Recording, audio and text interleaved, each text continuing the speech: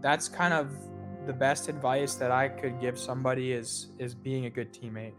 I mean, that is just so important, and it's something that, I wasn't a bad teammate like or anything, but I wasn't like an excellent teammate. That was Vernon Viper, Nanaimo Clipper, and Wisconsin Badger, Luke Buss. And you are listening to the Up My Hockey Podcast with Jason Podollan. Just watch me now.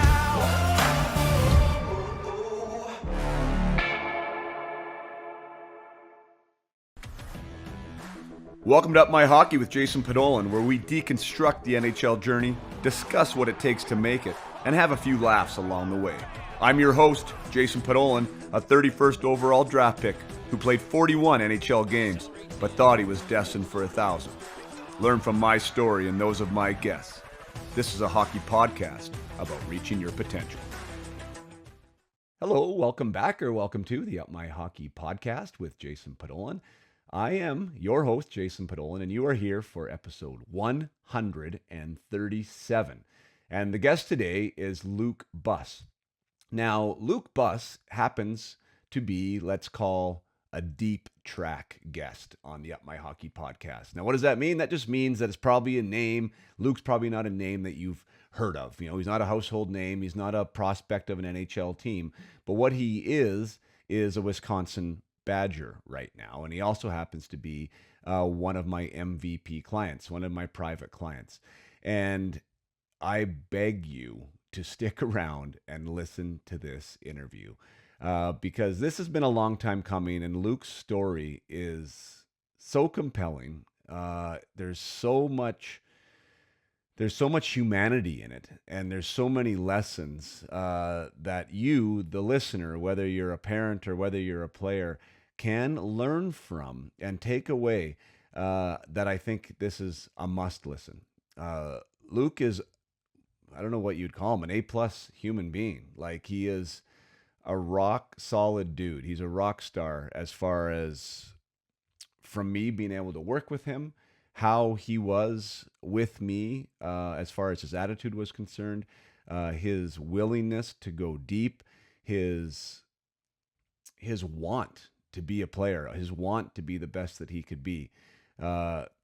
There are so many qualities about him that I found out in the last year of working with him, and also what he is now recognizing also in himself, like these massive attributes that have compelled him and pushed him to develop and to rise from the ashes and to play in a dream school for him now at the NCAA Division I level. That this story is worth listening to. Luke, and we get into his entire story, but I mean, he comes from hockey blood. His dad was a Wisconsin Badger back in the day, and a prospect, a pro prospect, and so he grew up playing hockey. You know, Luke was a brick invitational player, played for Chicago, so was a good player from a young age. He was able to play for Shattuck St. Mary's, led the 15U team in scoring the one season goals and points. So this guy was a player. He as most of you know, whether you're in Canada or the States, playing for Shattuck's in any capacity, let alone their top team, is a very tough thing to do. And then lead that team in scoring is also a very tough thing to do. So he was an acclaimed player, and ended up having a choice to go either to the USHL route or the BCHL route. He chose the BCHL, where he led his team there in points as a rookie in his rookie season as an 18-year-old, and got committed to Quinnipiac, and things were rolling, and then things weren't rolling. And that's where we talk about it all. We talk about the not rolling. We talk about how 6 months can kind of change your life in a lot of ways as a hockey player, and how the next 6 months changed his life again as a hockey player.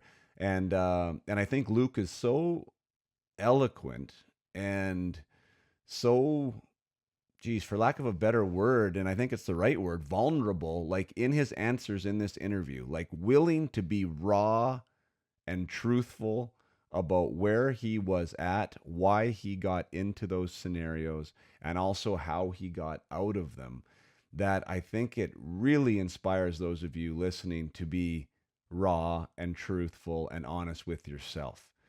And hopefully you can hold a mirror up in front of yourself and say, hey, where are these things showing up for me? Are they showing up for me right now? Are these areas that are potentially holding me back? And could these potentially be things that might be my demise at some point in the future? And maybe I can work on them right now. So yeah, there's a lot there. And so Luke, as I said, I mean, I'm a big fan of this young man. I mean, he's already a winner. He's been a winner his whole life, and the fact that he's where he is right now, he's doing awesome. And I expect nothing more but the same. But the thing with potential is, where does it end? I mean, it's not for me to say, and I know that Luke is now on the path to find out wherever that potential within him will lead. And I know he's in a great environment and a great culture there, and a great place to get better.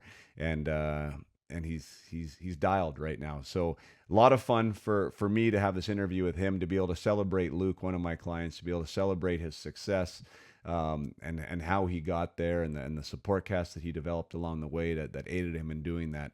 But just like I say to all my clients and to anyone that really is successful in anything, with the support of their circle, is that it only happens unless they're willing to do the work, unless they're willing to go deep, unless they're willing to be keeners. And I would describe Luke as a keener. He wants to be better. He wanted his team to win. He wants to be in a winning culture. All these things that are check boxes, and they're easy to say, but really the execution of it is where it matters. And Luke was willing to do the execution. He was willing to do the homework. He was willing to put in the reps, and still is putting in the reps. And yeah, can't wait to see what happens for Luke. So for those of you here listening, stick around. Luke Buss is somebody that we can all learn from, and let's celebrate Luke together in episode 137. So without further ado, here is Luke Buss of the Wisconsin Badgers. Well, here we are. This has been kind of a long time coming. I've been talking to you about having you on as a guest for a while, and you've been receptive from the beginning, but it just seems like we haven't been able to do it. But finally, welcome to the podcast, Mr. Luke Buss. Thank you. Super happy to be here. Yeah, we've talked about it for a while, and yeah, I'm super excited to be here and excited to share my story. So Yeah, I love it. I love it that you're so willing to do that. And that was kind of part of the thing when we talked a couple times. It was like, kind of before, like you were maybe like last season when you started to get rolling, and I'm like, maybe we should talk about it. And they're like, oh, maybe we should wait, and then hopefully like a commitment would come. And then we wanted to wait for that. And then it happened. And then it was like, there was no really good time. So anyways, I think this is like a great opportunity, as we discussed offline with, your new season, NCAA Division One season coming up with the Wisconsin Badgers, like super exciting. You're stepping into a new world there, and I thought it'd be a great time to talk about the journey, your journey, which is a really important thing here on the podcast, and letting everyone know that there is many different ways to get to where you want to get to, and I think yours is a great example of that. So yeah, man, like one, super proud of you. Like, yeah, I know you know that, and I know I've said that to you before, but I think like saying that in a public forum is really cool too. Like, uh, watching your growth and watching your progress and watching your evolution and your willingness to do the work and your availability with all of it was like really, really awesome, man. And like, I couldn't be happier for all the good things that are going on for you. yeah, I appreciate that a lot. Like you're a huge part of that, and with all the success that I've had recently, like couldn't have done it alone. I had coaches and teammates and family that were all a huge part of that, and hockey's just a great sport, and there's just so many different ways to get where you want to go. And for all of us, that probably the NHL, or for most of us. And there's many different paths there, like major, junior, and NCAA, and even in Europe and stuff like that. But for me, it's kind of always been that NCAA route, like being an American kid and valuing education as well. So that's kind of, I'm going to be talking about that specifically, but Yeah. that's kind of the path that I wanted to always take. Yeah, man. And maybe we should start there, American kid. Where'd you grow up? Yeah, I grew up, so it's kind of a long story. I was born in Florida, so I started there, and then when I was 2 or 3, I moved to Kansas City, Missouri. Played my youth hockey there. My dad was the coach. Me and my brother played together, and till when I was about 10 or 11 years old, I moved to Columbus, Ohio, played a year for the AAA Blue Jackets, whatever the team was around here. And then in seventh and eighth grade, me and my dad moved to Detroit, and I played for Little Caesars, which was an awesome experience. And then for my high school career, I played at Shattuck St, which is a prep school, which it's a lot of popularity around prep schools these days. It's a kind of a good stepping stone to get into that junior and NCAA. So Yeah. I've definitely moved around quite a bit, and yeah, I've been a lot of places, and yeah, it's crazy. When were the moves, and if maybe none of them were, but were any of the moves hockey specific? Like, did you go someplace for hockey with your dad? Was that the goal? Yeah, so the first couple moves when I moved to from Florida to Missouri and Missouri to Ohio, that was for like family job related stuff. And then while my brother and my mom were still in Ohio, me and my dad went to Detroit just for hockey related stuff because that was probably about 10 years ago already. And hockey in Ohio wasn't huge, like it wasn't great. And obviously in Michigan, it's huge and it's awesome. And we just kind of want to do that. I mean, like hockey's been in my blood, and it's kind of been my dream to pursue that. And it was a really young age looking back to make that move just for hockey, but to get where I'm at now, like I wouldn't change it. So Yeah. um, yeah, that And you having was a supportive father there, obviously, and maybe we should talk about dad because dad was a hockey player himself, and like you said, it's in your blood. So maybe share a little bit of his story and why he might be so compelled to support your dreams like that. yeah. So my dad was a player too. He grew up in Wisconsin. He played for the Wisconsin Badgers as well, which makes this whole story just that much cooler. Like I actually have a picture of that's him up there playing for the Badgers right behind me, actually. But yeah, he was a player. He played high school hockey in Wisconsin, and eventually committed to the Badgers and played. He redshirted his first year and played 4 years there. Was a part of some really good teams.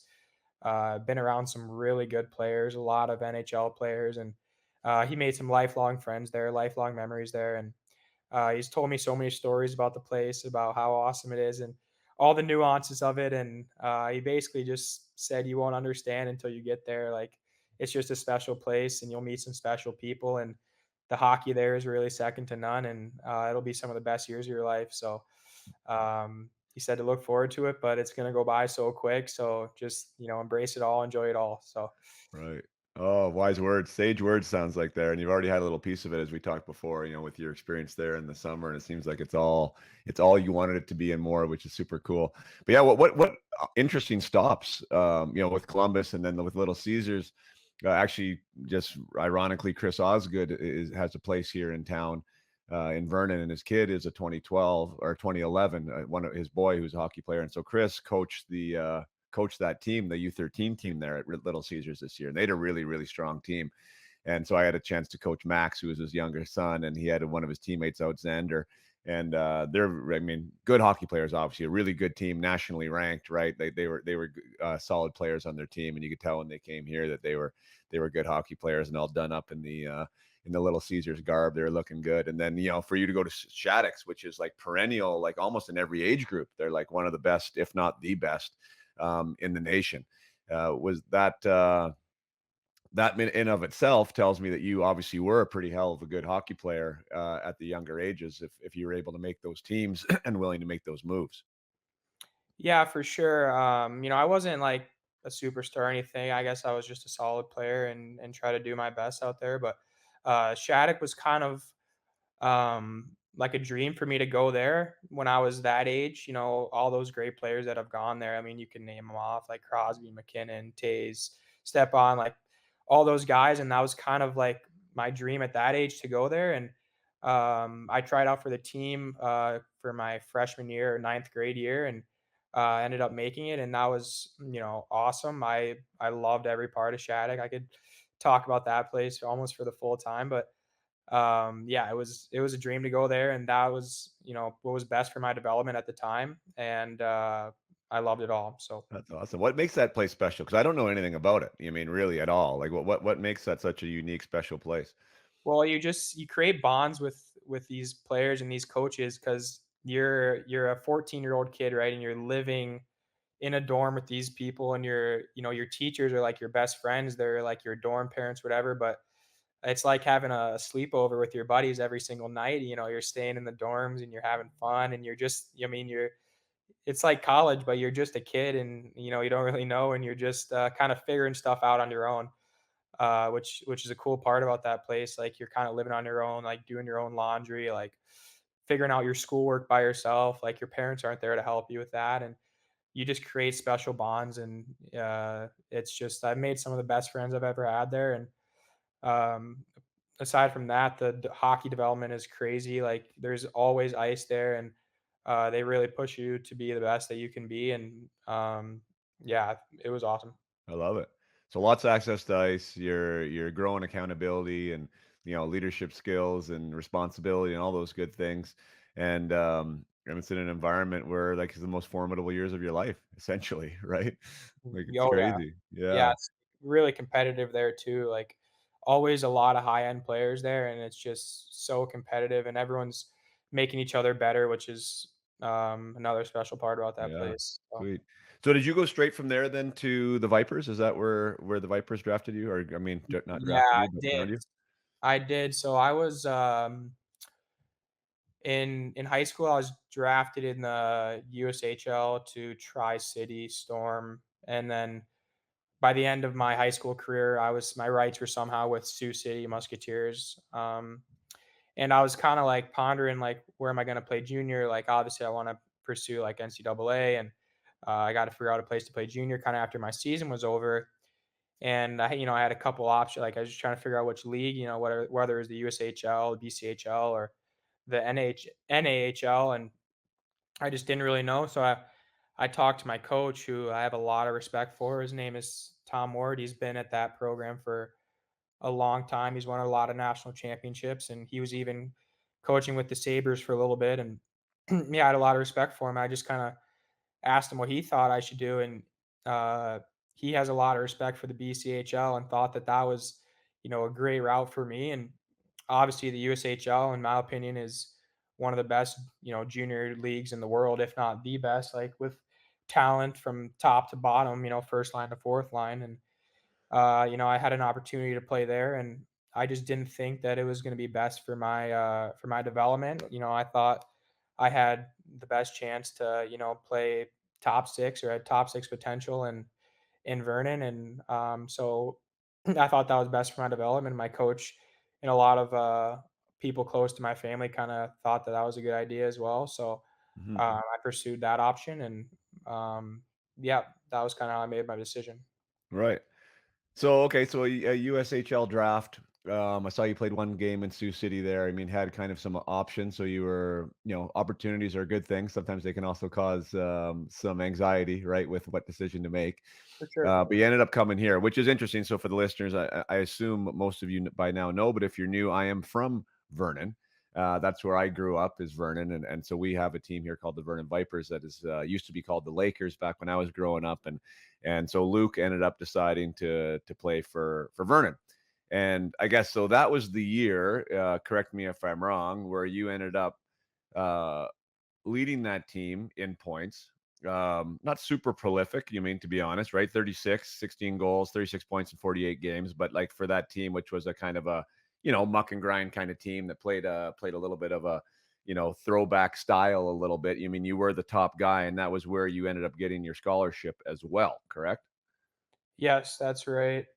Um, yep, I ended up getting a commitment to Quinnipiac after that season, and that season had a ton of ups and downs. Like, um, I came there, and like you don't really know what to expect. Like, it's junior hockey is just a whole different level than prep hockey. Like, it's just a whole different level. And I get there, and I'm playing the preseason, and I'm playing my first preseason game, and I'm on like the fourth line left wing, and I was like, well, here we go. Like you got to prove yourself now. Like you got to put on the work boots and show what you got. So I ended up having a pretty decent game. I think had a goal there, and played pretty well, and ended up finishing the preseason with maybe 4 or 5 goals and a couple assists in those games, and it just was really helpful for me to kind of set me up for success and show that I could play. And yeah, that was a good start for me. And then after probably, I don't know, 20 games, I had like 20 points or something like that. I had a really hot start there. And then I think I hurt my knee, and I probably came back too early, wasn't playing, my best hockey, and was kind of getting down on myself, and went probably the next 8 to 10 games without, scoring a point. But those are just kind of the ups and downs that come with a game, right? And it's like it's super inevitable. I mean, the train's going to come off the tracks at some point. It's just, those skills, learning how to manage that, and how to come back from that stuff is kind of, stuff that we learn this year is really like sets you up for success and helps you get back on that horse and keep Right. going. Yeah, no, for sure. So what was maybe we could have a little pause there as far as there's a lot of players I know that listen to this and they want to be junior players, whether in the WHL or USHL, or I mean I know there's listeners from all across North America now, and they're setting themselves up. What and I will preface this with this kind of bridge statement, because one of the things that I know that we talked about even now that you're going to NCAA is like, how do we prepare ourselves the best we can for a place we've never been to before? Right? Like it that's a difficult task to do because we haven't been there. We don't know the standards. But the idea is like how can we try, right, to elevate whatever it is, the workload, the volume, our effort, these things that might be difference makers when you arrive at the scene. What was the biggest change for you strolling into Vernon, trying to earn a spot and your first experience with junior hockey? What word you notice was the biggest difference? Well, I think the difference was, like, all the other teams that I had been on, like, you kinda have a spot on the team, and it's kind of already set in stone, whereas in junior, you have to earn your way, like, you have to earn everything that you get, and a lot of the coaches, like, they're not like your high school coaches, they're not, like, guaranteed to play you, or it's not they're gonna play their best players, and they're gonna play to win, like, that's what junior hockey coaches are paid to do, and that's just the biggest difference is like they're going to play the best players and you're not promised anything and you have to earn your way every single game that you play and continue to earn your ice. Like I remember I was probably playing, I don't know, the second or first line for the first half of the season. And then, as soon as you start to play bad, I was playing on the fourth line and that's just how it goes. Like you just have to continue to earn it every single night and then, you start playing better and you'll get bumped right back up again. So it's Right. kind of just about overcoming those things and yeah, Uh, building yourself up for success. So Yeah, that's a great takeaway. Because I mean, for those that are there, like that are maybe being recruited right now, because that's the thing, right? Not that anyone's lying, but like they tell you a lot of good things, right? Like oh, because they want you absolutely. to come, yeah, because they want you to come to the program, right? So they're, and I know everyone has a different way of doing it, and some organizations actually aren't very authentic with it, and they will promise the moon and they can't really deliver the moon. And some programs will say, "Hey, we love you." We do like you. We want you to be a part of this organization, but you're going to have to earn it. And they're straight up. And I'm not sure how Vernon did it, but just for the listeners out there, right? Like when you do arrive at the scene, like these promises that have been said, whether through a handshake or not, like you got to play, plain and simple, right? Yeah, I mean, all the promises are thrown out the door, like, in my opinion. I mean, of course, if you're like, I don't know, a high-end draft pick, like, maybe you'll start in the top 6, but even if they promise you something and you start in the top 6, you gotta keep, producing or playing well to stay in the top 6, like, Yeah. so, yeah, you just when you get there, you gotta play and you gotta, strap the work boots on and go to work. And obviously, every level that you go up, it's, bigger, faster, stronger. And I think the most important thing is the speed at which you make these decisions because the game is so fast. Like Yeah. decision making is, such an important part of the game. That's just the great part about hockey is you're making these decisions, every second of, where to go, what to do, pass, shoot, stuff like that. And as you move up the ladder, those decisions just have to get that much faster and that much better. But that's also a huge change as you kind of move up. But yeah, as far as getting promised stuff, you just gotta earn it. And if you do end up going to the fourth line or even getting scratched for a game, then you just get back to practice and you go to work and you earn your way back up. Yeah. Easy, much easier said than done. I know that was something that we spent some time on even, Oh, right? for Like sure. how to do that. And the consistency is like one of those words that you kind of haven't used yet specifically, but that's exactly what you're talking about is like the grind of like not even being a junior player, but then people wanting to be a pro player is yeah, how do you execute at a level worthy of where you're at and your skill level as consistently as you can. Because I mean, that's one of the biggest keys, and overcoming the volume and the amount of practices and the mental strain on like what it is that you have to keep showing up all the time, and on their schedule, not your schedule. Your body might feels like it needs some time off, but you got an hour and a half practice and a wait and a workout that you have to go to, and it's yeah. How do you manage all that? So that first year is always tough. I mean, you had some ups and downs. You worked your way in to the lineup and into being a top leaned on player. Talk to me about when people started to call in that first year there in the BCHL in regards to NCAA status and recruitment. How did that go and how did that feel? Yeah, that started out, probably after about 20, like, winter, I would say, is when that kinda started to pick up. I talked to some schools in high school and in the past, but, obviously, you're still a little young, and that's kinda just, like, getting to know you type stuff, but it started to kinda get more real, in juniors for sure, and that probably happened after, yeah, during Christmas time because, like I said, I was playing some pretty good hockey and playing in the top six and putting up some good numbers, and that's kind of when the chatter started to happen. And I mean, it wasn't until the end of the season that I ended up committing to Quinnipiac, but yeah, that's when this talk started to happen. So Cool. And just for anyone there who's living that dream, like what does that look like? Like does a phone ring to you directly? Does somebody call your advisor or your dad or the coach maybe? Like how do those discussions start?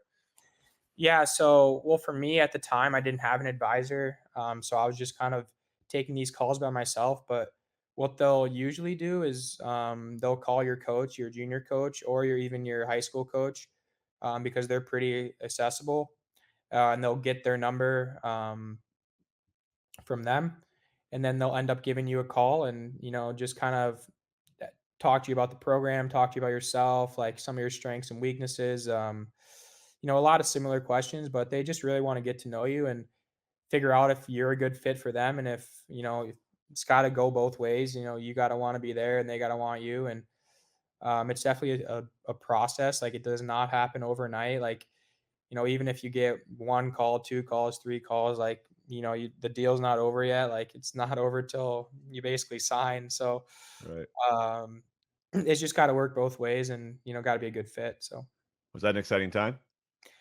yeah, it is. Like it's awesome. Like that's kind of, what your goal is and your dream is to play that at NCAA. And when it starts to kind of become a reality, not for sure yet, but you're kind of in those talks, like it's exciting. You kind of feel all that hard work paying off a little bit. And yeah, it's fun, especially when you got some options to choose from and you're kind of weighing out the pros and cons of each program. And it's definitely a fun process. So Gotcha.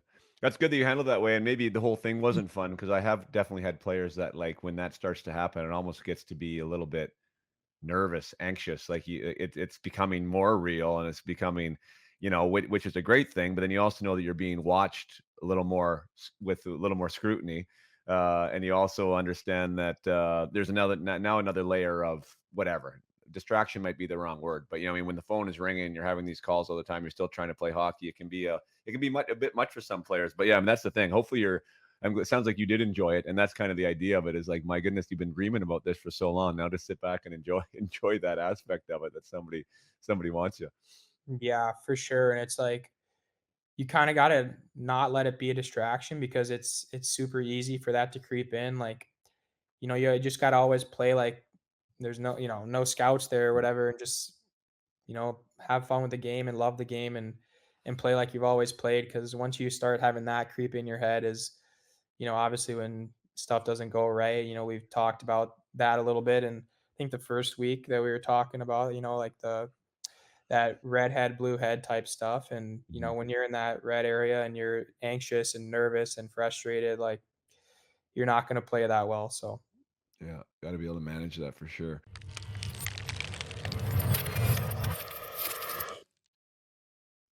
Take a short break from the conversation with Luke Buss to remind you that since hockey season is just about to begin, and since you are listening to an episode that celebrates the success of somebody who has taken the peak potential program before and are starting to see the differences that it can make and can help propel your individual athlete to new highs, to get them out of their own way with whether it be with anxiety or confidence or second guessing and overthinking. Who knows what it is? Or maybe you are a team manager. Maybe you're a team coach. Maybe you're an association president and you want to give your team or your competitive teams the gift of mental fitness and a culture of high performance. Then Up My Hockey is the place for you. I have the program, I have the coaching, I have the success stories and the testimonials. And this is a can't miss, swing for the fences type of home run decision that'll make a massive decision on either the individual or the team. So check out upmyhockey.com if you want to know more about the Peak Potential program, the thing that we were talking about that Luke took during his BCHL season. It was the backbone of our discussions and things that we continue to talk about as we move forward throughout the season with Luke. This can be the program that your team takes or your athlete takes before the season starts, to start off on the right foot, to develop the habits and the standards and the commitment and the perspective shift required to play your best hockey and to operate with a growth mindset consistently. Then, like I said, Up My Hockey is where you want to be. Upmyhockey.com, UPMYHOCKEY is where you can find out more about the program. When the next guided mission launches, whether you want to take a mentored mission, which is a one-on-one program through, or sorry, one-on-one mission through the program with me as your private guide, where we go deep on your individual stuff, or whether you want to take it as the team, like I said, and we get on team coaching calls and I'll guide your team through the program. There is an option for you that is the right fit. I look forward to the inquiries, and let's get back to the episode with Luke Buss.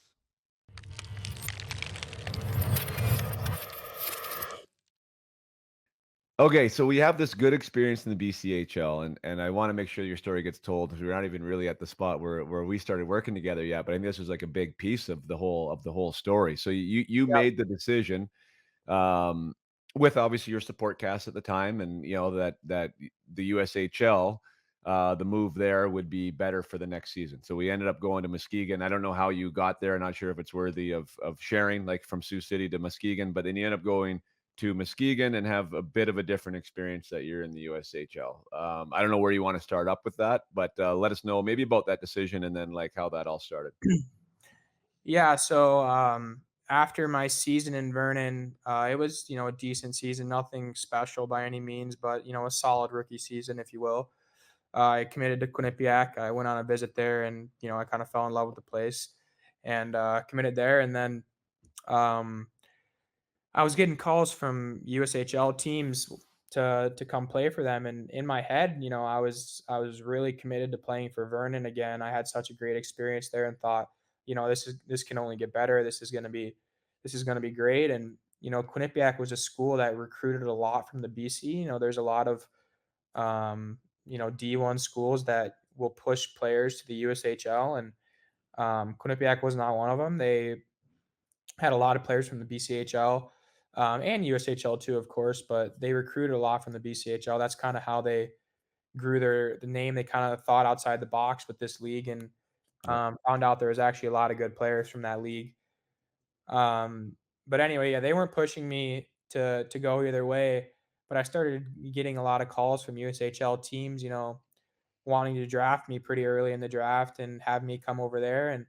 And I told them all, really, I said, hey, I'm sorry, like, I'm committed to Vernon. I've told that to my coach there in Vernon, and yeah, I'm sorry, like, I can't do this. And um the draft's going on, and obviously that no one's going to take me. But I get a call, like, as the draft's going on, and it's super late in the round, and it's from Muskegon. It's like, hey, like, if we draft you late here, will you at least come to camp?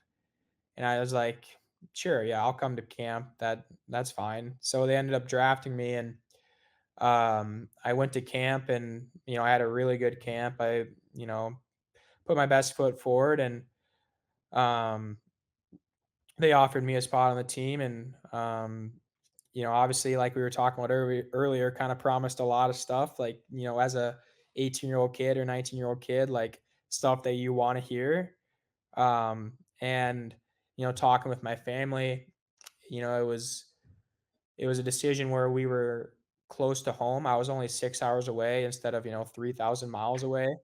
This league is obviously, like, as premier as it gets, top to bottom with, really good players. You won't really find a player in there that's not committed, and a lot of them to, like, really high-end schools. So I really wanted to play with the best and showcase myself there and thought, if I have a good year here, I have a chance to get drafted in the NHL, like, that's kinda what I was thinking, and, it was a really tough decision, but, I really wanted to play with the best, and, I thought I had a good relationship with the staff there in Muskegon, and, it was one of the tougher phone calls I ever had to make to Coach McKee and Vernon when I told him that I was no longer coming to Vernon, and, like, that was really tough. I hated that phone call, but I had to do it, and I just ended up going to Muskegon, so that's kinda how that all went down. Gotcha. So you had the, well, we'll put in air quotes, the promises, but you also had the proof of camp, and your performance there to, validate your decision, right? Like you thought that you were, one, good enough to be there, two, probably good enough to be there and even to be a guy there, right? And then these other things like would happen in that role. Is that accurate?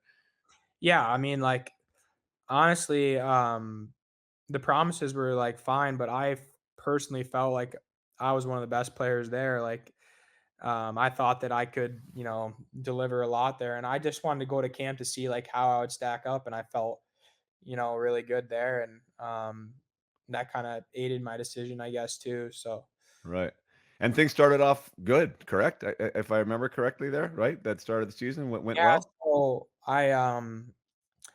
I hurt my knee in training camp actually, which was really tough, so I missed the first, I wanna say 8 to 10 games, which is always hard, right? Like, starting a season with an injury because, that's when chemistry starts to come together, that's when the power plays start to come together and, the penalty kill and all this stuff where, the team's starting to kinda come together and lines are being formed and stuff like that, and, not to say that stuff doesn't change all the time, it does, but at the beginning of the season, it's really, important to kinda put your best foot forward and show what you have, and so you can kinda establish yourself as that kind of player. Like, it kinda reminds me of Vernon, whereas that's kinda what I did, at the start, and it kind of set me up for success, where here I didn't really have that opportunity. Right. So I kinda started probably 10 games late, and I did have a really good start. I had a goal and an assist. I remember my first game in the league, and I was like, "Wow, like, this is awesome," this is gonna be great. But yeah, that was an awesome game. But yeah, I had a goal and assist there, and then I think through my first 10 games, I had like 5 goals and 5 assists. So, like, started out really well. Kind of thought I was like, wow, like, I'm gonna have like 50, 60 points in this league. Like, this is gonna be great. And Yeah. um, hopefully I can get drafted. Like, this is gonna be awesome. This is a great decision and everything. And at that point, that's kind of where things started to really go downhill for me. So Well, interesting, right? And so do you think that that was like a little bit of a trigger for it? Like, so you sounds like you're taking some responsibility in the fact of like the downward spiral, right? It wasn't just ice time was taken away. It was a little bit of your potentially your results or your performance that was also included in the in the yeah, in the like, downfall. I just, that season was, a huge learning lesson for me. Like, I felt that I was, good enough to play in that league and good enough to be, a good player in that league, but I just got really complacent and I wasn't working hard in practice as I should have been. Like, not nearly as hard, wasn't as good of a teammate. Like, all this stuff started to slip because got really complacent and I started moving down the lineup, and as I moved down the lineup, things just got worse. And yeah, like, I got to take accountability for that, but it was a great learning lesson for me. And I did not have a great season at all. So Right. after that, good start, and yeah, it was a struggle for sure. Right. Well, one, I appreciate your honesty, and I think if you'll allow me to, I want to ask a couple of questions just about that because you're not the only one, like for sure. Like just so we can start there, and I think your story is going to be so relatable to so many people listening. Um, when we start with that idea of like complacency and feeling good, right? There's a little bit of ego involved in that, right? So that the foot comes off the gas pedal, and we don't do it like consciously, like at all, but it's just sort of because of the environment, it then ends up happening. And then you said like you start moving down the lineup, what do those emotions turn into then? Like, just if you could think back to Luke Buss like 2 years ago, like was it finger pointing? Was there like some jealousy? Was there the ownership there that you needed to have, do you think? Or not? Can you put yourself back in those skates? Yeah, I didn't take the ownership at the time. I thought it wasn't me. I thought it was everyone else. It was a finger pointing clinic, if you will, Yeah, and not taking any accountability and not trying to work harder to get back in the lineup, but going the other way. And yeah, it was just no accountability. And yeah, it was a struggle for sure. gotcha. Well, super honest, but it isn't that. I mean, I love the psychology of sports, which is why I really enjoy what I do. And there's different triggers and there's different ways for everyone to be their best, and it's so in the moment, right? It's like when I talk to players or even parents, I'm like, some of this stuff that I work with players on is like to try and prepare them for the storm, right? To try to prepare them for the area because up until that point, like you had this season in Vernon and there was some adversity for sure, but you hadn't really had the experience that you experienced in Muskegon, right? And so there was all this, like you say, these lessons. Um, but they're only lessons if we learn from them at some point, right? Which thankfully you were able to. But in that moment, like you weren't really prepared for that and you didn't know yourself well enough to really adapt differently, right? So we kind of took a human approach to it, which is what many people do. And it's like, it's not me, it's not me, it's this, it's that. There's some entitlement comes in and we don't get the results that we want. Now, for you, which I think is so powerful, and why I just love your story and your rise so much, is that talk about like not only did your game go down and you had all these ideas of what you were supposed to be and where you could have gone, but like what happened with the school and what happened with that whole journey and that phone call. Let's fit like how did that season end? Yeah, so I didn't end the season very well at all. It wasn't great. Our team wasn't very good. We didn't make the playoffs, and I guess I was just kind of going through the motions out there. Like it kind of even hurts me to say all this stuff, but it's what really happened.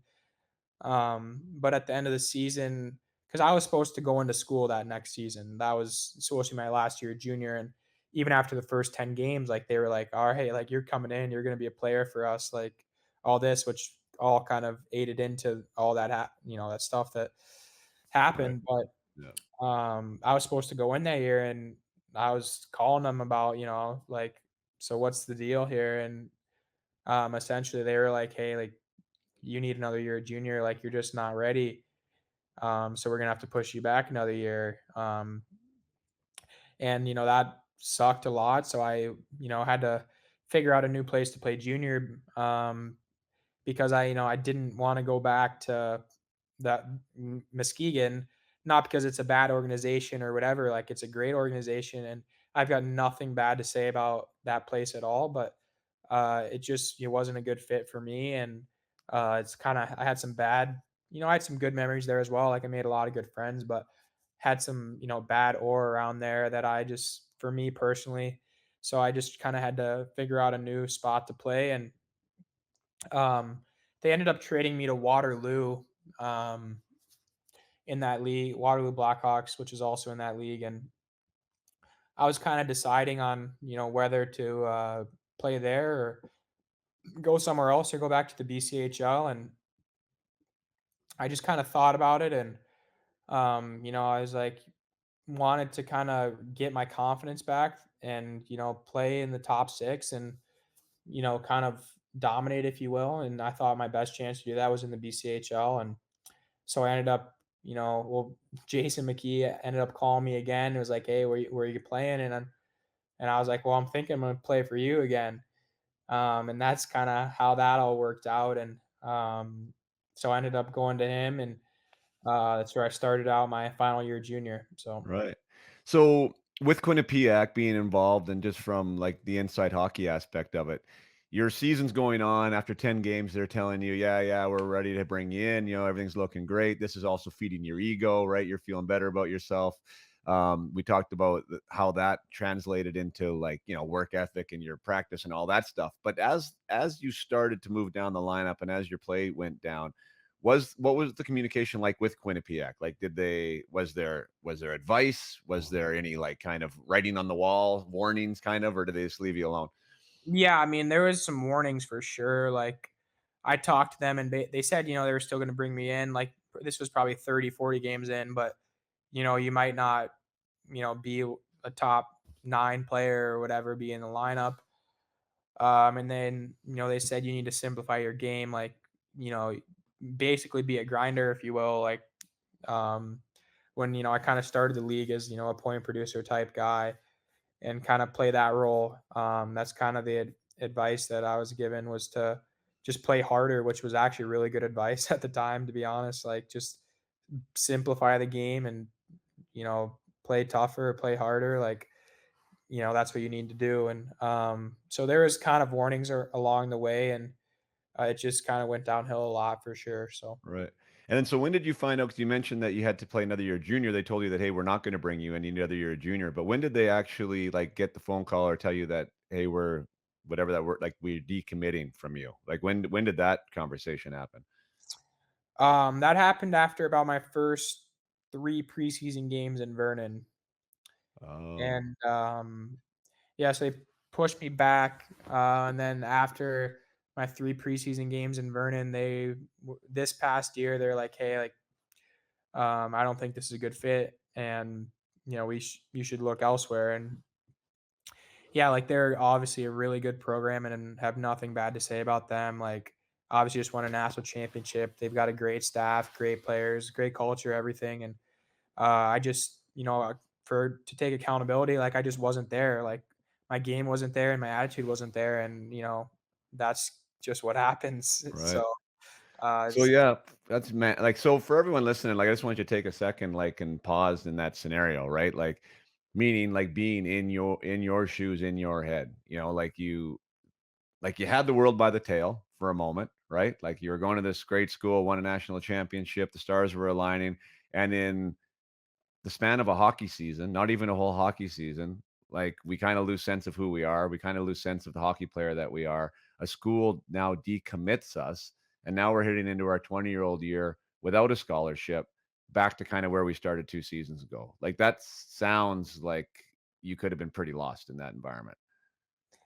Yeah, I mean, I was like, I was devastated, honestly. Like, I called my parents crying, and I was like, yeah, that's just what happened. And they weren't even, I don't know, they were just disappointed and sorry for me. And I remember having this call with my dad, actually. And this was kind of after the dust had settled, maybe a week later. And he was basically like, "Hey, like, there's two ways that this can go at this point now, and it's either one, this is, you go through the motions again, and this is your final year of hockey, and kind of everything that you worked for and dreamed of will be gone, or you can, go to work, and this can be like a Rocky Balboa movie, and you can put in everything extra, and you can get this done and make this happen." And he basically said, "I believe in you, kid. Like, you can do it, but it's not going to be easy, and you just got to go for it." So. That's awesome. I love that story. Um, Yeah, super cool. And then I don't know, like I'm trying to think of the word, but like just I guess how the universe works sometimes, like the universe comes together in such weird, strange ways. And you and I came together because of a gentleman by the name of Julian Facinelli, right? And that story in and of itself is super interesting just for the listeners at home. So Julian was also a Vernon Viper, and so Julian took my course, my peak potential mindset course, when we had never met each other before. So he was living on the East Coast. He was from Toronto. He was going to a prep school in the States. He decided to take my program. And at the end of the program, he had a lot of success with it. I was like, "So where are you going to play this year?" And Julian's like, "Oh, I'm going to this place called Vernon in the BCHL." And I'm like, "Are you serious? Like, I live in Vernon. That's so crazy." So Julian ended up becoming a private client of mine, and Julian is now going to start his NCAA D1 scenario in Princeton this year. So I'm super excited for Julian. But again, as the world works, like you and Julian ended up being on the same line, right at the start of the season, or at least like started to get pretty friendly with each other. And the season didn't maybe start the way you wanted it to either, right? Like, so we got there. You're back in a comfy zone, right? You're with a coach that is familiar with you, that you played with before and had been a guy for. And yeah, it just kind of wasn't the start you wanted. So maybe like bring us up to those first three games, how that maybe conversation with Julian started, and then how we met. Yeah. So yeah, I didn't have a good preseason, so I got there and obviously the summer before coming into this year, I knew I was playing another year junior, and I didn't know I was decommitted at that point, but I didn't work as hard as I should have, and I wasn't as prepared for this season as I should have been for my final year junior where I had everything to prove. I just thought, I could, dominate the league again, no problem, and it was gonna be perfect, and I could, be great going into Quinnipiac, and I was horribly wrong and mistaken, because that league is just getting better and better by the year, and as the AJ, and that league is going to be super premier. And last year it was really good. But anyway, I came into preseason and I just struggled. Like I was behind. I couldn't keep up with the pace, and I think I went 5 games without a point maybe in the preseason, and I just like I couldn't grasp it. I just like I mentally wasn't there. I was tired. I was out of condition. I was behind the play. My speed wasn't there. I just couldn't find it. And I had many talks with my coach, and he was honestly like, "Hey, if I had known you like from 18-year-old, I don't even know if you would have made the team." And that was like a hard conversation to have, and I had many, many more like that uh, as the uh, as the season kind of continued, and the next 3 games, I still haven't registered a point like as a 20-year-old, and it was super tough, and yeah, I was struggling a lot. I'm continuing to having these conversations with my coach. Like, you really need to figure it out. Like, I don't know how much more time I can give you, and all this stuff, and I uh I was just really down on myself. Like, it's just I was like, dang, why is this happening to me, right? Like, all this I Yeah. had everything figured out. I was on a great path to, like, I don't know, play pro hockey for sure, and now now I got decommitted. I'm in this league. I can barely make the team. Like what's going on? And I was really like I was devastated for sure.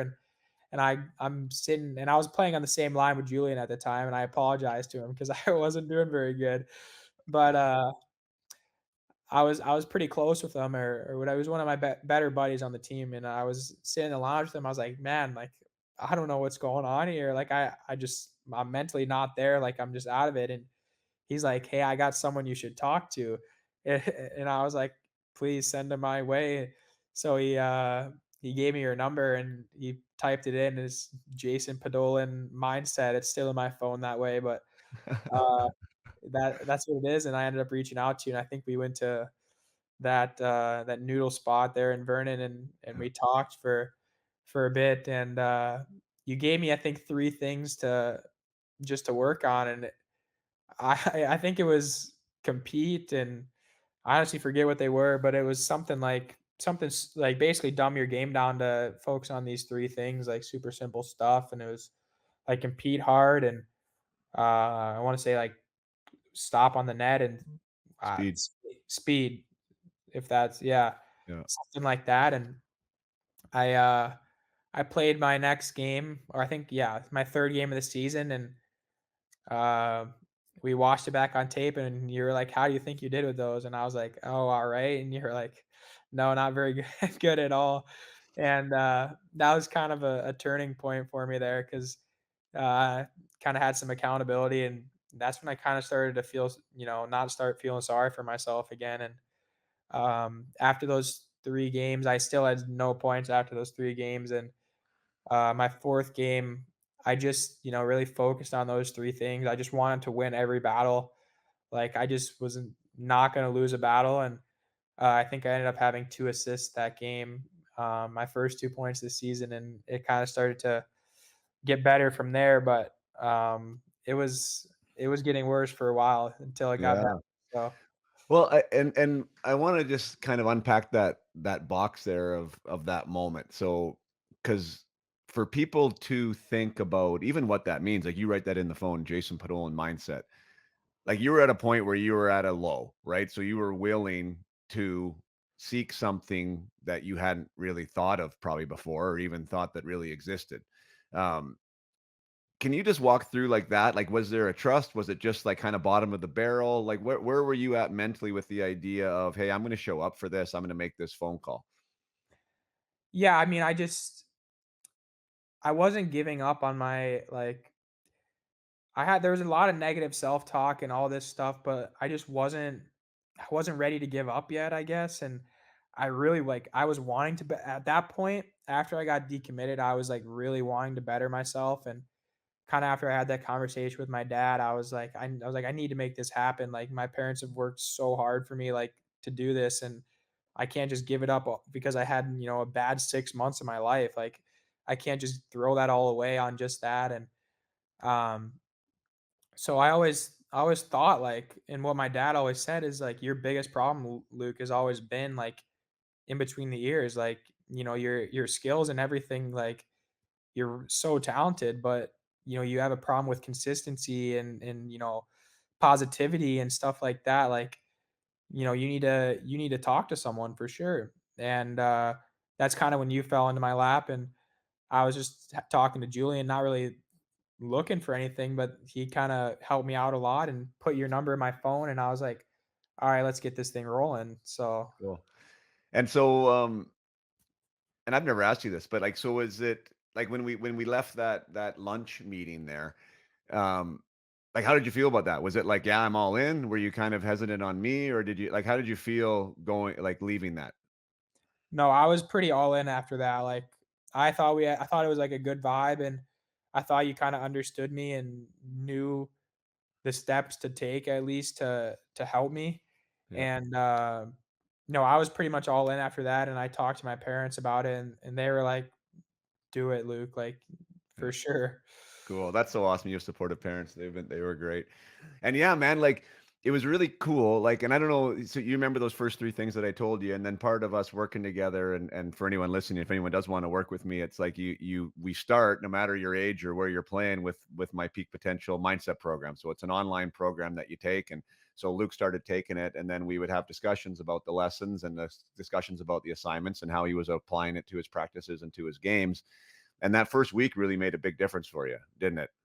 Yeah. Oh, I think that was the mental agility week. Yeah. That was a huge week for me.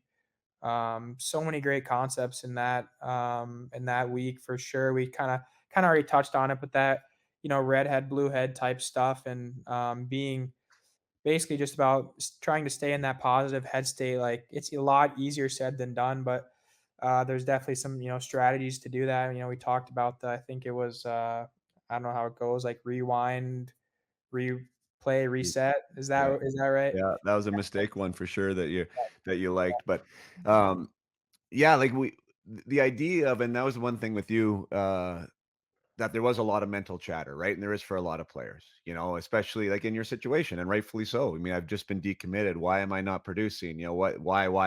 Right? And one of the big concepts there of that week is when you ask house league questions, you're going to get house league results. Right. Right? So, like, asking those questions about yourself, "Why am I not? Why does the coach not play me? Why am I not getting points?" Guess what your brain is doing? It's answering those All those questions, things. Right. right? It's answering those questions that you're asking it. So, we started to talk to you about, like, the idea of, like, what is your powerful state? And for everyone out there, like, you can take this as, like, a free coaching lesson, right? Like, you have to figure out what emotions you need to play your best hockey consistently, and I think that was a big trigger for you is, like, understanding that, yeah, this blue head or this powerful state that I need to be in can be created by how I'm thinking. And then with those focus points that we were talking about too, like when you apply to your game, the mental side that applies to actual action steps on the ice, uh, there was a big shift in the Luke Bus that was showing up on the ice every night.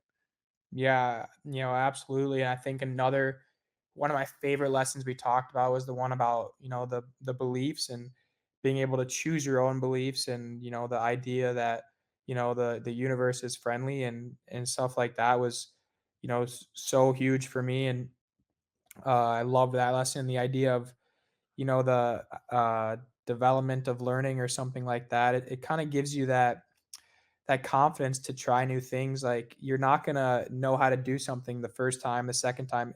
It takes that repetition, and you have to be willing to kind of maybe look like a fool out there on the ice in practice every now and then. But it's that development stages of learning things like Yeah. that will really, and that just gave me confidence to try new things and to work on my game. And those 20-minute mantras we talked about, like get on the ice early and after to focus on those things. To there's so many aspects of the game that you can grow on. And that was huge for me as well. So Yeah. there's No, I just love it. We're trying to build confidence. Yeah, and like there's lots of different ways to build confidence. That's what I talk with people about all the time, right? It's not just the results on the ice. That's the ones that we focus on all the time, right? Because that's the easiest one. That's the tangible thing. It's right in front of us. How many points did I get? How successful was I on the ice?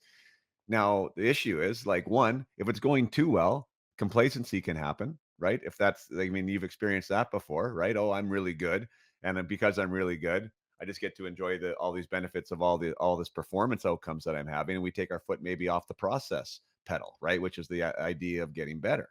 There's also the idea of like, when things don't go well with that performance based mentality is like we can feel really shitty about ourselves really quick, right? And it can just be this downward spiral. So yeah, we were definitely trying to build ways for you to feel good about yourself. One, doing extra work. Two, thinking things that are filling your cup instead of taking them away. And I think another one, if I remember correctly, was, and I love this one because you were super honest with it. And again, you're not alone with it, but the idea of like celebrating success in others, I think was a big shift for you as well that we talked about. Yeah, that's kind of the best advice that I could give somebody is being a good teammate. I mean, that is just so important. And it's something that I wasn't a bad teammate like or anything, but I wasn't like an excellent teammate.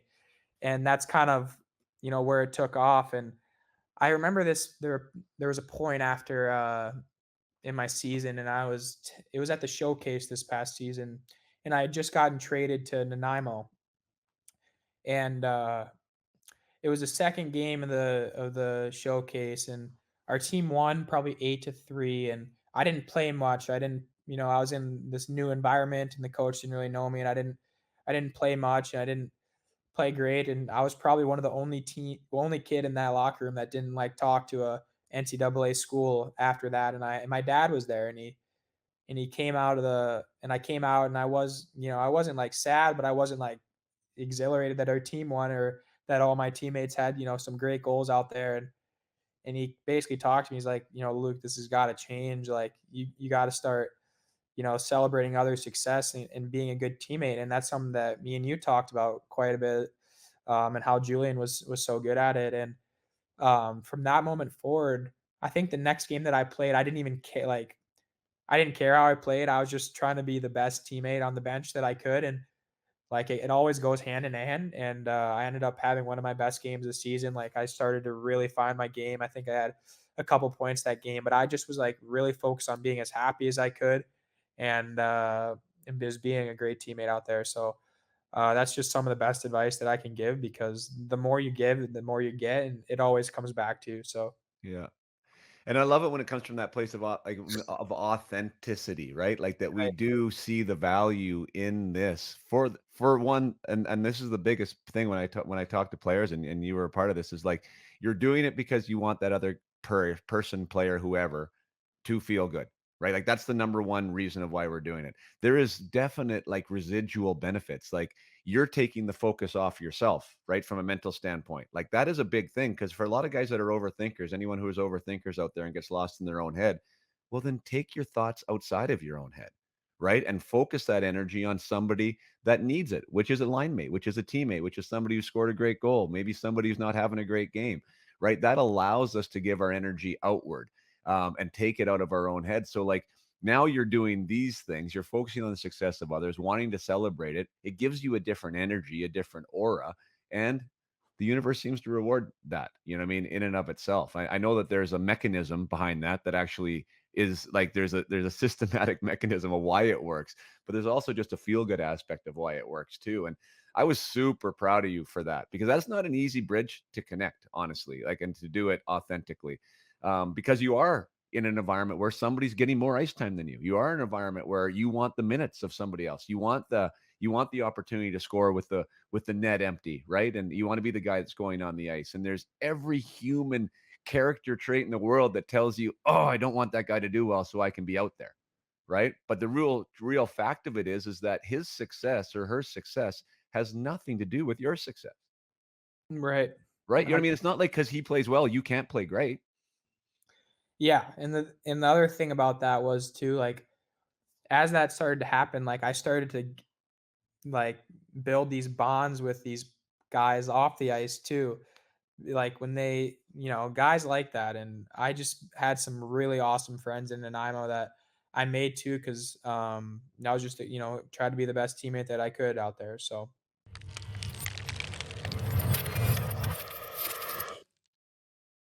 Take a short break from the conversation with Luke Buss to give a shout out to the UMH 68. So that's the Up My Hockey 68, which is my invitational event that is held in June, so far only in British Columbia. That is for the U15 and U14 age groups, held on different weekends, which is the major Pee Wee minor bantam age groups.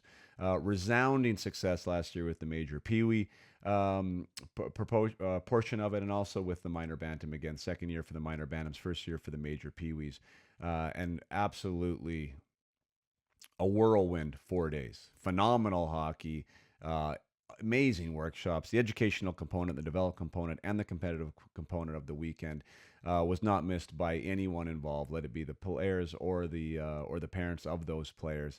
And yeah, it's just growing. You know, I know the name is out there now. There's so many parents that wrote and said, "Geez, we really hope we get invited back again next year. This was the best tournament we've ever been involved in." And so on and so forth. So it's really inspired me to want to move and expand this program, this tournament, this idea of providing an experience that just doesn't exist out there for players who want to be hockey players. That is what they want. They want to be hockey players. They want to know how to get there. They want to understand the path better, how to better themselves, whether it be from a mindset or a physical or an emotional side. The workshops that are involved in the UMH 68 have had rave reviews, and not to mention obviously the hockey at the end of the day too that the boys are playing. But with that and with the expansion is right now it's just me in British Columbia. I'm going to need somebody to help me move this thing east. I want to move it into Calgary. I want to move it into Saskatchewan. I want to move it into Manitoba. But I do need boots on the ground there that are excited about what the UMH 68 is, ideally excited about what Up My Hockey is, and the really the culture around what it is I'm providing here as the Up My Hockey brand, which is the development of the entire person to develop the player, and to increase the player experience. So if you are into mindset, if you are into mental fitness, if you are networked within your province and understand youth hockey and are excited about offering a premier experience to the athletes in your province, and would like to be the boots on the ground to help with the admin, to help with the launch of the UMH 68 in a new province, by all means, get in touch with me on my website at the info or contact us button. That's upmyhockey.com. You can email me direct if you can remember the email, which is jason@upmyhockey.com. We want to launch this spring. So ideally in June, find the right venue, partner with the right person, and get this thing rolling, because it does need to move east. So calling all people interested, and if it's not just even in the tournament, like there is potential. Is the next big move for Up My Hockey is to get a coaching staff with me. You know, a person, dedicated person who can help with the coaching calls, who can help build the coaching programs that I'm building, and can help administering them in their local communities or in their local network. That is the next big thing. So if you are involved in hockey, in skill development, if you are already entrenched in the local network and you want to expand your own program and offer mental fitness training and guidance, we you have the potential to be an Up My Hockey coach and to work within my programs, and yeah, that would be a great add-on to the UMH 68 opportunity. So that's out there. If you're listening, if that intrigues you, by all means, give me an email. We can talk shop and see if it's a good fit and explain more of the details of what would be involved. Now let's get back to the conversation with Mr. Luke Buss.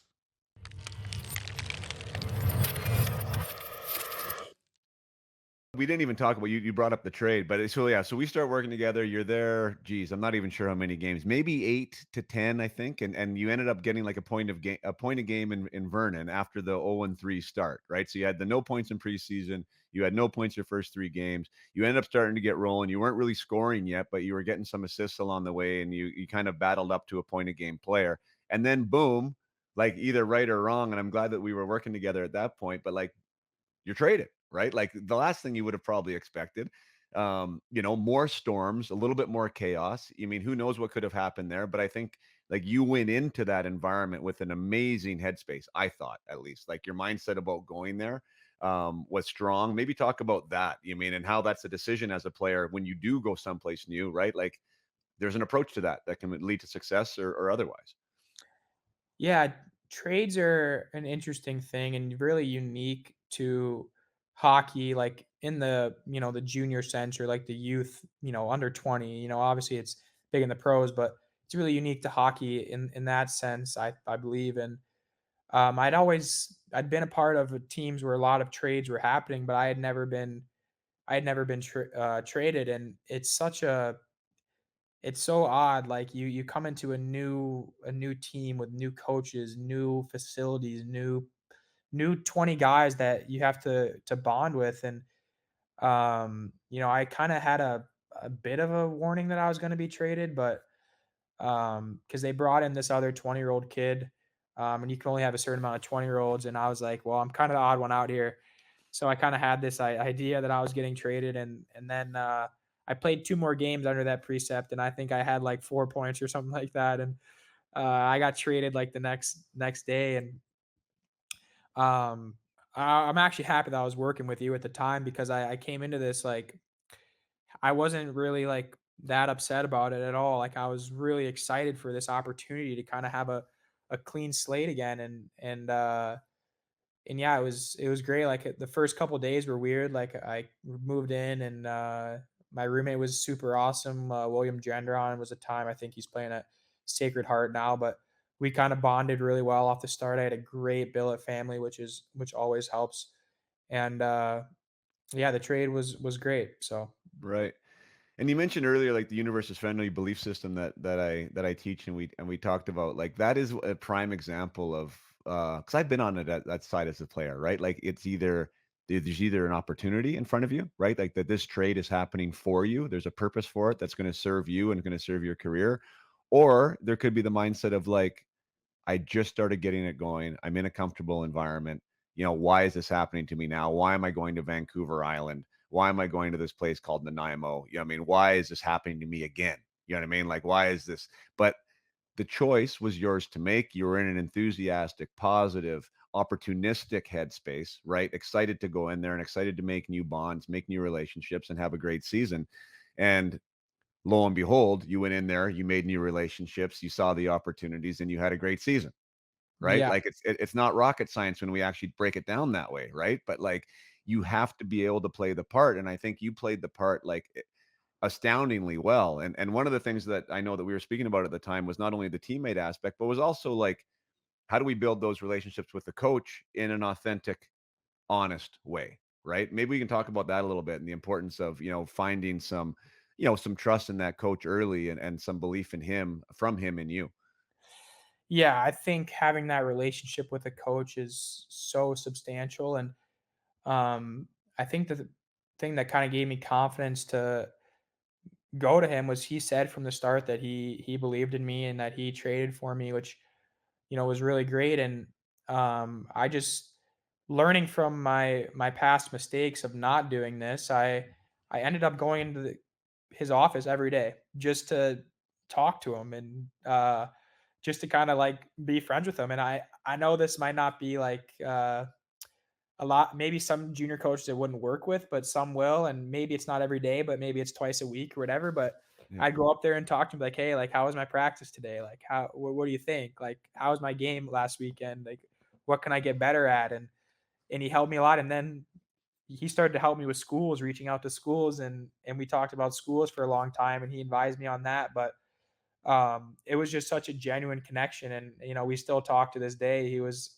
one of my favorite coaches that I've ever had. And uh, just building that relationship, whether it's going up and asking them how you played or how was practice or anything, is just so substantial for that connection and him having belief in you, and you having belief in him, because at the end of the day he's making the decisions of who's going over the boards, and the guy that he's got that most belief in and that most confidence in is going to be the guy. So Yeah.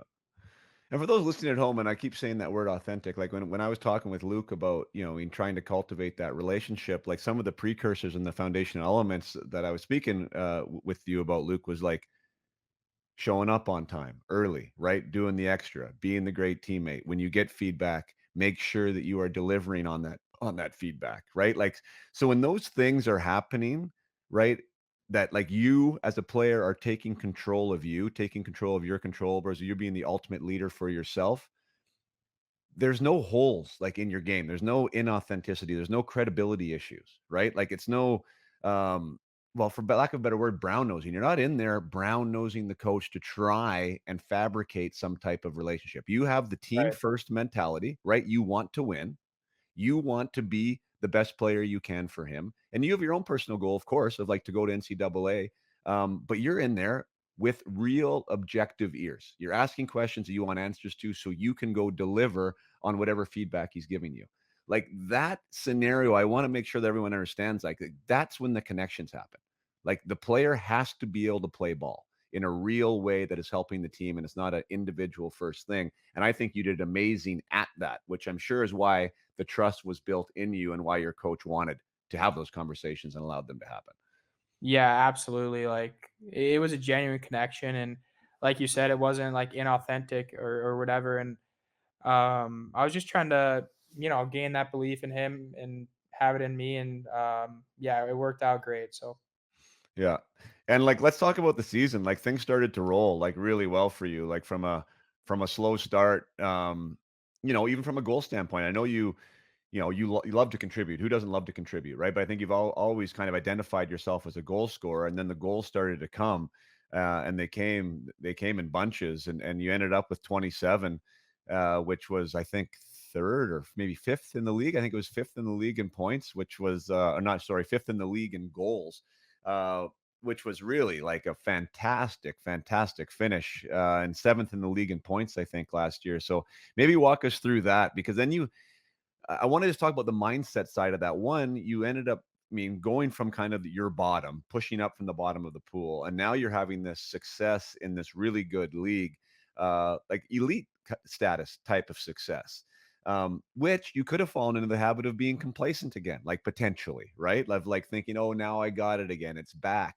But like, talk about that. Like, how did you handle your success last season as you were handling it? yeah, I mean, the thing that separated my past season, which was probably my best season of hockey ever, was just consistency. Like I was like a robot, honestly. I would never get too high, never get too low. Like I would just every game was the same. It was like almost like I was a professional player, like just going into every game with that same mindset. I was like so dialed in. My preparation was really, perfect. And we were kind of talking bi-weekly, which I loved. It was kind of part of my, routine and everything, and kind of got me like in that like go time mode. But I'd go through practice and get done what I needed to get done and have that deliberate practice, kind of what we talked about, of focusing on things in the week that maybe my last weekend I needed to work on, and focus on those things in practice. And then I'd go into the game and I'd play, and I wasn't like looking at the league stats or whatever. Like I was just playing um and I was just like I looked one day and I was like all of a sudden I was in the top 20 in points and I didn't even realize it. Like I think my mom actually texted me like, wow, way to go. Like and I was like, I didn't even realize I was just playing every game and just going through it and trying to get better and better and better. And I had this so much support from my teammates. I was playing with some really good players, like playing with awesome players. Had a great coach and a great environment, great billet parents, and everything really aligned for me. And that trade was the best thing that ever happened to me. But yeah, I was playing with some good players, and I think things just really started to come together. I had a great attitude. I was treating these games like I was a professional and preparing the right way. And I started scoring like a lot of goals, like just bang, bang, bang, and it was like it was crazy actually. Like I don't even understand it, but yeah, it was awesome. So You know what though? Like, I'm gonna stop you on the don't understand it because there is a little bit of the mystery was taken away, right? And I love it. Like even as you're speaking right now, and for those that are listening, like you didn't know you were in the top 20. Like I already talked about like how so much is result focused for players, like whether they're 12 or whether they're 20 or whether they're in the NHL, right? They're looking at that game sheet, they're looking at it, they're focused on it. It drains energy. You got into the process of believing in the process, of falling in love with the process of being the best Luke Buss could be. That is where the mystery becomes unsolved right there. Right? Like you talked about deliberate practice. You talked about your approach to practice. You talked about your approach to your teammates. You talked about, your approach to games. All that stuff gave you some pretty awesome results, right? yeah, it was awesome. And I uh I had this goal of getting to 30 goals, and I came up one short at 29. But I was like, I don't know, I think I had maybe 10 or 12 games left, and I was at 20 goals. And I was like, told my billet parents, like, I'm gonna get to 30 goals. And they're like, like, no, you're not. Like, there's no chance. And I was like, all right. I was like, maybe 25. And they're like, no, you got to go for 30 now. And so I think I went on a nine or I went on I think a 9 game goal streak. I was just scoring every game, and one of my best hockey memories of all time. Uh, I was playing our last 2 games of the season at home, and my dad he lives in Ohio, and he came out. He was his first, or I guess his second game because he came to the showcase, but first kind of 2 games where I was kind of in my groove and playing well. And he came to these games, and we were playing Langley, and we were down 0-3 to Langley. And my dad's sitting up top with his brother and my uncle. And I'm of course, like when my parents are in the stands, good or bad, like I'm always like looking at them, like it kind of comforts me a little bit. I'm kind of scanning, seeing where they are, like are they taking a piss or like whatever. And I was I'm seeing my dad up, and my dad and my brother up in the top, and then I see him come down to the glass, like kind of right by the net. And I was like, all right, like how cool would it be? Like kind of fantasizing a little bit, right? Like how cool would it be to score right here and be able to, go to right to my dad and my uncle and celebrate. And the next shift, it's 4-on-4, and I get my number called to go over the boards. And I kind of get this like partial break. I catch the puck on my backhand, and I shoot it bottom right, and I end up scoring. And I went right up to them, and I like jumped into the glass right next to him, and it was one of the coolest things. It was like kind of what all that work is for. Like it was like the high of all highs. It was electric. We were down 3-0, and then I made it 3-1, and our team ended up rallying back and tying it. And then we won it in overtime. Our captain scored a super cool goal. But that was a cool hockey memory. And ended the season super well. Like I think I was like top 5 in goals to end the season, which was great. And but yeah, it was a crazy season, and just super grateful for everything, for all the support from everybody. And Yeah. uh, Yeah, it was great. What an amazing and that's kind of like when you can unpack and one of the things I know that we do together is the reflection aspect. I think is super important, right? Like understanding, why we've had success or why we haven't, what has gone well, the journey that we've been on, and the person and player that we're becoming, and how that's all transpired.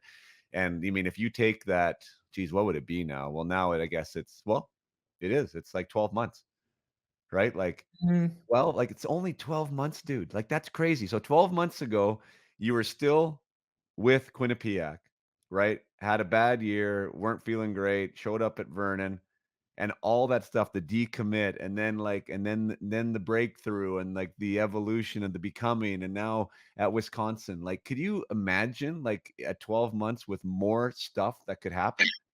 No, absolutely not. And like my journey is very unique, but at the same time, like there's so many stories like it, and it's crazy to see like what you can overcome and stuff like that. And I went from highest to highs down to the lowest of lows, and just somehow found a way with the support of so many people. And I just couldn't be more grateful to be a Wisconsin Badger. It's the best feeling in the world, and I know the work is just starting now, and I've got a kind of a good base, and I know we're going to continue to work together and everything. But Yeah. yeah, I just couldn't be more stoked for this season and put on those colors and get rolling. So So fun. I think that's great. And I love that well, there's a few things that I think are great about your story. Well, one, I mean, we can't do it alone. You keep saying like the people out there. I mean, the coach that supported you, the team, your teammates that wanted your success, right? Like your mom and dad that were there for you. That like the fact that I was in your life. You know what I mean? And then I was part of that team, and like we can't do it alone. That was one thing for me as a player that I don't know if like I chose it, but like I kind of seemed to isolate myself. And I really wish if I was to go back, that'd be something that I would have done differently. Include more people, right? Include more people. You don't have to figure it out on your own. In fact, it's like folly to try and figure it out on your own. Like, I mean, it's really hard when you're in the fight to know, what it is that you need. You need to find somebody that, can mentor, can advise, that you can trust. And that can be a lot more than one person too. So, I mean, that is a big lesson, I think, that I hear from you. And the other one is though, for you, buddy, that like you were willing to do the stuff, right? You were willing to be honest, you were willing to be raw, you were willing to be open, and even to share your story now, I think is so super impressive, because there is a path forward. Like there's always a path forward, and there was a lot of grit in you, man, my man. Like a lot of grit. Good stuff doesn't happen without it, and now you have that power to look back on those moments, right? Like that moment of the decommit, of the no points in 7 games, and to know that what, you freaking not only did you get through it, but you came out stronger and better. Like there's some confidence in that I don't want you to ever forget, because there's going to be more bumps, as you know. And for everyone out there, there's going to be more bumps. But it's like you continue to build that belief in yourself and that resolve, that you have what it takes, the resilience to make sure you move forward. And I think you've proven that in spades, partner. And I couldn't be prouder of the path you're on. yeah, thank you. And I hope my stories, if anyone listened to the whole thing, is an inspiration to people out there. Like I just went from a kid that was a 20-year-old in the league on uncommitted and couldn't tie his skates to figuring it out and overcoming so much stuff and um, going to a dream school for me, the no place that I'd rather be in the country, and continuing to play the sport that I love and doing it at a high level. So Yeah, that's awesome. Yeah, you made it come through, and it was all on the line too. It was your last kick at the cat there to kind of get through. So fantastic. I love the headspace you're in right now. As we know, we had a little mini coaching call the other day. I think you're ready to go there with Wisconsin, new chapter, right? A whole new everything, and I'm so excited for you. It's going to be awesome once you get there. And yeah, I mean, I think we've covered it. I really appreciate everything that you shared today. You did say like the one lesson. You've given one lesson. Is there one other thing that you would say to anyone out there, as far as a piece of advice from Luke Buss on how to make your dreams come true? I know I'm putting you on the spot. yeah, well, I think we kind of talked about it a little bit, but finding a support group is super huge. And you're gonna have to be the one that's gonna have to reach out. Like a lot of times, there's a great coach for you that's not gonna necessarily come to you. Like I'm sure that, some, advertiser or whatever, but like I came to you and like you probably weren't going to go on the Vipers and say like, "Hey, anyone, want to work with, so, find that support group. Like you can't do it alone and find those people that are going to, believe in you and surround yourself with good people. Like be that surround your kids on your team who are the hardest workers and want to go against them in practice and want to battle against them and eat dinner with them and find out what they're like and surround yourself with the people that you want to be like would be another piece of great advice. Like don't be with those guys that are just saying, "Oh, I don't like hockey. Like I don't Right. like I can't wait till practice is over." No. Be with those kids that love the game and want to better themselves because if you surround yourself with those guys, I guarantee you that you're going to get better. So, Yeah. That's awesome. I love that. Great advice.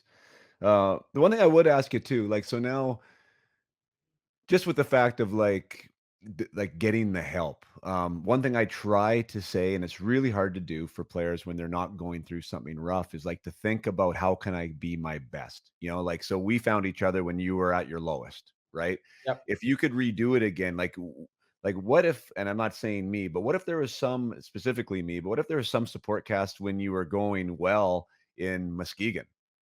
And you had somebody there working with you. You know what I mean? Like, do you think that it has to get to a low, or is this something that you would have started potentially earlier, had you known about it?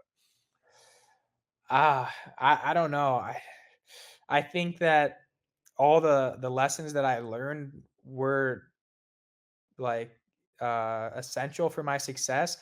Like it's just such a Yeah, hard to say because um you have to live it and you don't learn it until you actually live it and I lived it and I went through some really brutal times, some hard times and that's what made me who I am today. But at the same time, like if you can get ahead of the game, I think that'd be great too. yeah. What a great response. I think that's amazing that you said that, because like that perspective is like, I would have just like essentially that would have robbed you of the opportunity to find out about yourself. You know what I mean? Like in a way. So like there is that aspect that once you've come out of the ashes, like you appreciate the ashes that you were in. But you're probably now in the mindset too of like, well, if I don't have to get there again, I would prefer not to. Right. Right. Like I would definitely try and stay out of that if at all possible. So yeah, definitely great two perspectives on that. So Luke, I wish you nothing but the best. I look forward to working with you this year. I really appreciate you sharing your story, and we will cut off there. I know you did a lot of good for a lot of players out there who are trying to follow in your footsteps. Thanks, Jason, and thanks for having me. It's been a pleasure. Cheers.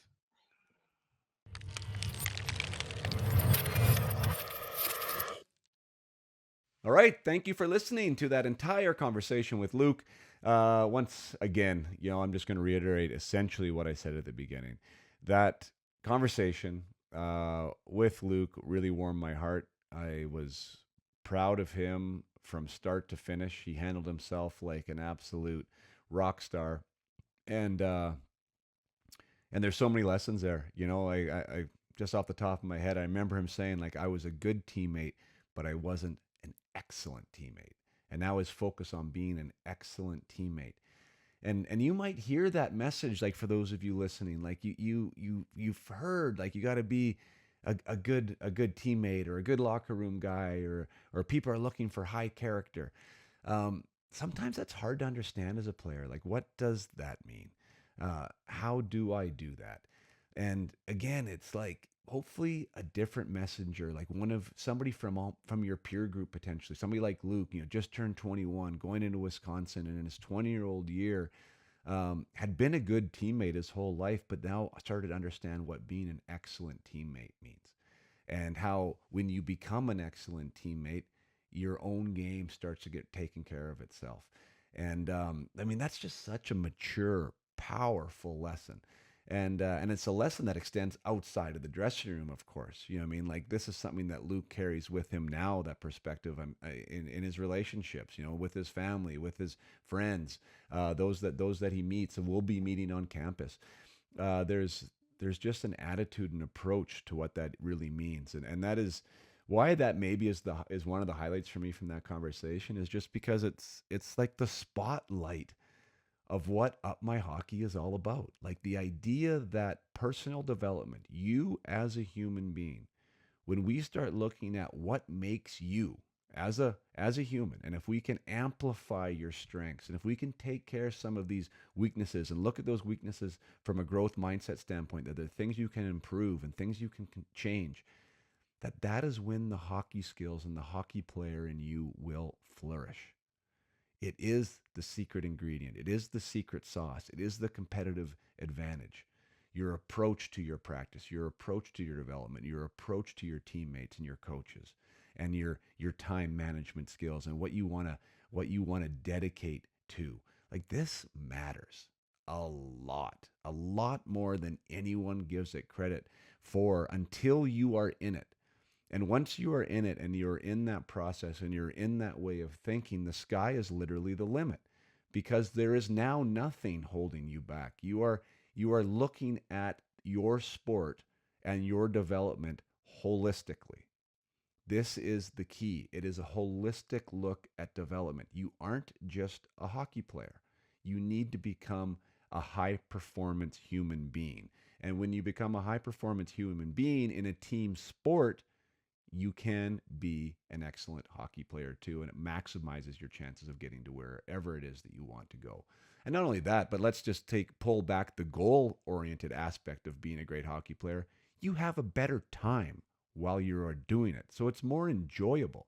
The games, the practices, where you're dedicating yourself to becomes a more enjoyable experience when we work on these things as well. So super cool. I'm glad you stuck around. Hopefully it meant as much for you guys there, and there was lots of things that you were able to pick out. And I know everyone will be giving Luke respect and pats in the back for the job he did, because that was an excellent interview and definitely not a cookie cutter approach and no cookie cutter answers. So thank you, Luke, for being honest. Thank you for being raw, and thank you for giving this podcast and its listeners exactly what it needed. And until next time, play hard and keep your head up.